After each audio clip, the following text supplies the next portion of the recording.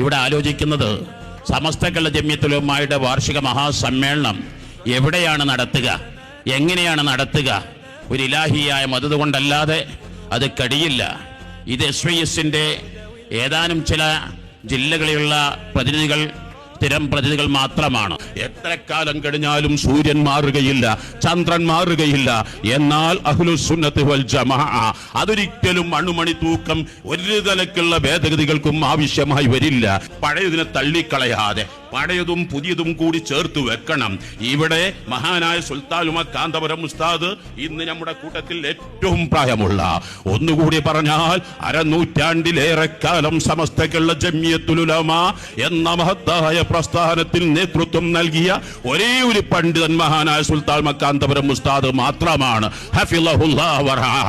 പകരം വെക്കാൻ ലോകത്ത് മറ്റാരുമില്ലെന്ന വസ്തുത. സുൽത്താൻ ഉമർ കാന്തപുരം ഉസ്താദ് ആ 85 വർഷം മുമ്പ് ഒരു ചെറ്റക്കുടിൽ നിന്ന് ഇത്ര യതീമായി പ്രാരാബ്ദങ്ങൾക്കിടയിൽ വന്നുകൊണ്ട് അൽഹംദുലില്ലാഹ് കുറഞ്ഞ കാലം കൊണ്ട് ലോകത്തിന്റെ മുമ്പിൽ പകരക്കാരില്ലാത്ത ഒരു നേതൃത്വമായി മാറാൻ കഴിഞ്ഞത്, ലോകത്തിൽ നിന്ന് ഇന്ത്യയിൽ തന്നെ പകരം വെക്കാൻ ഇത്രമാത്രം വിദേശ ഗവൺമെന്റുകൾ ആദരിക്കുന്ന ഒരു പണ്ഡിതനെ ലോകത്ത് കാണാൻ കഴിയില്ല എന്ന കാര്യം തീർച്ചയാണല്ലോ. അതാണ് പൂർവീക